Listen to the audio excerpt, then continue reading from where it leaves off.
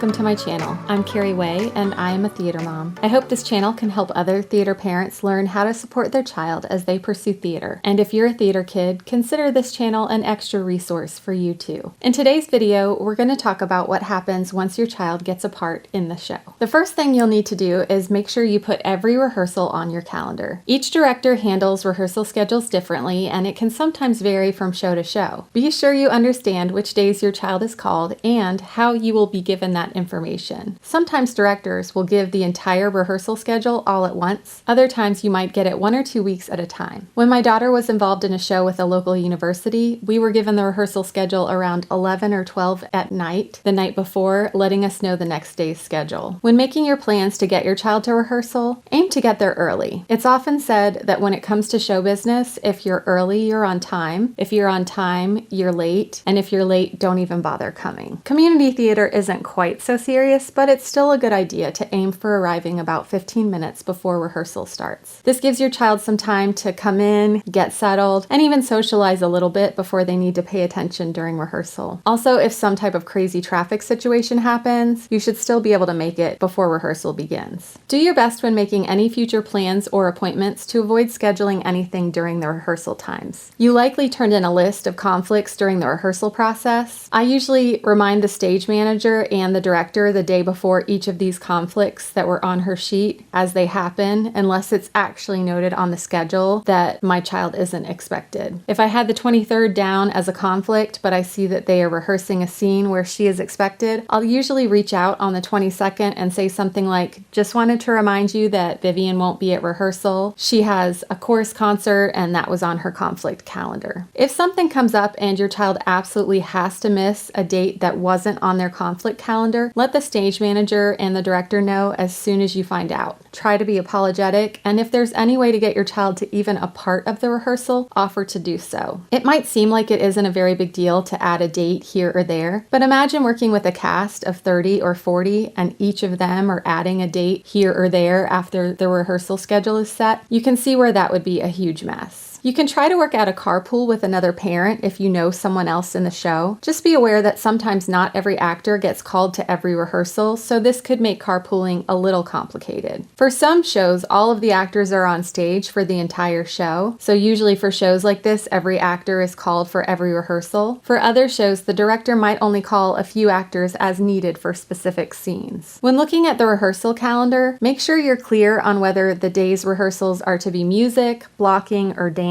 When in doubt, send your child with whatever they would need for all of the above. But be especially clear about dance rehearsal days and be sure your child is dressed appropriately and they have the correct shoes. If your child doesn't have dance shoes, that is fine. Just check with the director to find out what they will need for the show before you purchase any. Never send your child in open-toed shoes to any rehearsals. Before taking your child to their first rehearsal, you might want to go over some behavior expectations. If your child is older or more experienced, then you probably don't need to do this, but if it's their first show, you might want to explain a few things to them. Remind them that this should definitely be a fun experience, but there is going to be some time that they will be needing to sit quietly. They are going to need to pay attention also. Remind them that the director might not cast them in future productions if they're noisy backstage, aren't listening, or are causing problems. It can be hard for little ones to see so many friends but not be able to play. Remind them that they are there to do a job. Maybe offer to have a play date outside of rehearsal time if they're sad about not being able to talk with their friends during rehearsal. It's also likely that they will be sitting backstage for long stretches of time. You can ask whether sending them with a book or homework is a possibility. You just don't want them to miss their cues, so make sure they are still able to listen and pay attention. Some shows use what's called a handler for casts with children. These are usually adults or older kids who listen for the cues and help the little ones get on and off stage on time. If the show isn't using a handler, your child will still need to listen carefully for their cues, so make sure they remember to do this. If your child is more experienced, you might also have to give them this advice. Even though they might know more than the newer kids, they should be careful not to try to do the job of the director. Gently reminding a friend to be quiet backstage is one thing. Telling another actor how they should say their lines is another. Often more experienced kids are so excited that they know something that they want to show off their knowledge. This can be an issue if they seem like they're trying to do the director's job. Again, the director won't want to cast them again if they aren't a pleasure to work with. You'll also need to know whether you're expected to stay at rehearsals. My daughter has never worked with a director who wanted parents to stay in the rehearsal room. When my daughter was in a show at the university, the director offered me the option to stay in the rehearsal room. I chose to leave. Vivian was playing a daughter and one of the student actors was playing her mother. I thought it would be weird for everyone if they were trying to develop that type of relationship with me in the room. If you do work with a director who asks you to stay, I would recommend that you bring something to read or work on quietly. I would definitely urge you not to attempt to direct your child at all. If your child is misbehaving, you can subtly urge them to be quiet by maybe giving them the look. We all know what that is. But try to stay in your seat and let the director handle things. You also need to know if there's a chance that rehearsal might end early, especially if you live some distance from the rehearsal space. Sometimes stage managers or directors don't realize that ending rehearsal early can impact the parents, especially if they don't have kids themselves or it's a theater that doesn't usually have kids in the cast. That's why it's best to ask. If you thought rehearsal was from 6 to 9, but then you get a call at 7 that your kid needs to be picked up, that could be a problem. There really isn't a delicate way to find this out from the director or the stage manager, but you might also try asking other parents to see whether rehearsals generally end on time or whether they tend to run late. We've been lucky. As my daughter has worked in community theater, most of the time she's gotten out of rehearsals fairly close to the time that was written on the schedule. Most theaters tend to run a bit later as the show gets closer. Some don't even put ending times on their schedule. If it's a theater that commonly works with children, they're usually aware of things like bedtimes and that kids need to get up for school. If it's a theater that doesn't usually have children in the cast, this might be new for them. If it happens just a couple of times, I would let it slide, but if it's happening repeatedly, you can try to very politely remind whoever is in charge of the schedule that your child needs to sleep so they can function at school. But for things like tech rehearsals and full run-throughs, anticipate some late nights and be prepared to just deal with it. We usually weigh things like this out before accepting a role. If we know it's a theater that will have late rehearsals, we decide whether this particular role or production makes it worth it. I've done things like sign my daughter out of school a little early to let her get a nap in before rehearsal. I obviously try to avoid doing this kind of thing often, but sometimes you just do what you need to in order to get through show week. Another question you'll want to find out is whether there are costs associated with the show. Each theater handles things a little differently. Some theaters don't charge anything at all. Others charge some type of fee to help offset the costs of the costumes. Still others might expect you to sell a certain amount of tickets or sell advertising. It's best to make sure you understand all of this going into a role. I do know that most theaters will work with parents if money is an issue. Most theaters want to be as inclusive as possible and would never want a child to turn down a role for financial reasons. So if this is the case for you, be sure to talk to someone. Additionally, some theaters have required volunteer hours for their productions. Make sure you're clear about these expectations and they work with your schedule. If no one specifically mentions it, you can try asking other parents whether the actors get any complimentary tickets for the shows or a discount. We've experienced all three. Some theaters don't give anything for free, some give a couple of tickets per child, and still others give a small discount. I've also seen theaters give a free ticket to parent volunteers. Attending each of your child's shows can get pretty expensive, so if there's a way to get in for a reduced cost or for free, take advantage of it. You will need to find out as soon as possible whether the theater is handling the costumes and makeup and hair, or whether you're supposed to do that yourself. There have been times when we were told that the theater would do my daughter's hair and makeup, but due to time constraints, they wound up not being able to. So even if they tell you hair and makeup is handled, bring some backup supplies and try not to go too far until you know it's being taken care of. If you're supposed to do costumes, hair, or makeup, be sure you have a clear understanding of what the director wants. I would even have them look at a costume picture prior to purchasing, and you could do a test run of the hair and makeup and take a picture or have your child wear it to a rehearsal to get approval. The director usually has a vision, and you want to make sure that you're supporting that. Finally, you'll want to make sure you know when your child needs to be off book. This is when your child needs to have memorized all of their lines and the lines of the music. If they're younger, they might need some help or guidance with this. If they're older, they can probably handle it on their own. There are even apps that they can use to help them run lines. When your child is given a script, make sure you're clear on whether it's yours to keep or whether it will have to be returned. Often actors are told to only write in the scripts with pencil, and then they are to be returned at the end of the run of the show. Post-it notes and post-it flags are great to use if your child isn't allowed allowed to highlight in the script. If they are allowed to keep the script, they can use a highlighter to highlight all of their lines and entrances. They might also want to highlight the line right before their entrance or line in a different color. As they learn their lines, they also need to memorize the lines that come right before something they're supposed to do. During rehearsals, make sure your child brings a pencil and writes down any blocking directions or other notes that the director gives them. Even if they're allowed to write in the script and keep it, they should use pencil. Blocking can change, so if they use pencil, they can erase what they've written in the event that it changes. Once the show is blocked and they begin to run the show in larger sections, the director will often end the rehearsals by giving notes. These are usually comments given to specific actors on things they did well or things they need to fix or change. Your child will earn high marks from the director if they write down their notes and study them before the next rehearsal. Directors really appreciate an actor who takes notes well and does exactly what was asked of them at the very next rehearsal. When the show is close to opening, tech rehearsals will begin. These are extremely important but can be a bit boring for young actors. Prepare your child and help them understand the importance of these rehearsals. This is when all of the technical elements of the show come together. The sound crew will learn their cues, as will lights. If there's a pit orchestra, this will be added. Set pieces will be added, and the running crew will practice their scene transitions. Many moving parts come together during the final week of rehearsals. Your child will likely hear the word hold quite often. If the director or stage manager says this, it's important that your child stays where they are and quietly waits. If your child is off stage for large parts of the show, be sure to send them with something to keep them busy. These rehearsals can take a while. Kids who are kept busy are more likely to stay quiet and out of the way. Once kids start rehearsing in their actual costumes, most theaters have a very strict no eating or drinking in the costumes policy. Water is fine, so make sure your child has a water bottle. If rehearsal or the show is likely to take place during a normal meal time, try to get your child fed before rehearsal starts, or at least give them a substantial snack, and then they can have a later meal after the show or the rehearsal. And this is a little secret. I'm not telling you to do this, but I am telling you that I have done it. As we head into Tech Week, I usually send my daughter to rehearsals and shows with some snacks. I know they aren't supposed to eat in costumes, so I am extremely careful to send snacks that are very easy to eat and don't make a mess. So definitely nothing like Cheetos or Doritos or chocolate. We generally eat very healthy, but I send snacks like Twizzlers, fruit snacks, or pretzels. These can be eaten quickly, give a quick burst of energy, and don't make a mess. Do what you want with this knowledge. I just know hungry kids are cranky kids, and cranky kids don't perform well. Some shows wind up having 2 shows in one day. If the theater you're working with is doing that, make sure you make some sort of arrangements for your child between the shows. Usually they'll need a meal of some sort. If we're dealing with a theater with many kids, I will sometimes volunteer to take up a collection of money and order pizzas, bring sports drinks, fruits, veggies, and a dessert. The kids are allowed to eat between the shows because they change out of their costumes. The parents appreciate knowing their kids are being fed and they don't have to deal with transportation. Another thing I like to do is try to come up with some type of gift from the cast to all of the important people that help make the show run. I usually do something like a cast picture or a quote from the show that's like an art print. I then have it framed and the entire cast can sign the back. It's a nice way to thank all of the important people in the show and it doesn't break the bank. I usually try to include the director, choreographer, music director, stage manager, and anyone else I can think of who made a huge impact on the success of the play. I've also seen some cast members hand out small gifts on dress rehearsal or opening night to their castmates. This isn't entirely necessary, but it's a nice idea. When my daughter was Ariel, there were tons of little kids in the cast. We found some bubbles that had sea creatures on them, and she handed those out with a little note that said, "Life is the bubbles." She once had a castmate whose mother took great pictures. She made a collage with the show pictures taken with the director's permission during dress rehearsals for each member of the cast. It was a lovely gift, and my daughter still has hers. That's something else you want to find out before doing anything during shows or rehearsals. Ask the director whether it's okay for you to take pictures or make recordings. Different directors have different rules, and it has to do with the rights to the show. Be sure you know what is expected of you and your child for strike. Most theaters have to take down all of the set pieces and organize the costumes and props either the day the show closes or within a day or two. Some theaters don't want kids to help with this, while others do. Just check and make sure you know how things work with your theater. Finally, you'll want to ask around about a cast party. If the show is mostly adults with just a few kids, you'll probably want to plan something like going out to eat just with the younger ones. If the cast is made up of primarily all kids, then you can try getting with some other parents and organizing an actual cast party. Cast parties are a great way for the kids to be able to hang out together one last time before saying goodbye and moving on to their next project. Speaking of saying goodbye, please be sure to like and subscribe to my channel. One of my upcoming videos will be about how we deal with post-show depression. I hope I've covered everything parents might need to know when their kids get cast in a show. If I've missed something, please comment down below. I'd love the comment section to be a place for everyone to share their own tips and tricks. Thanks for watching, and I'll see you next time.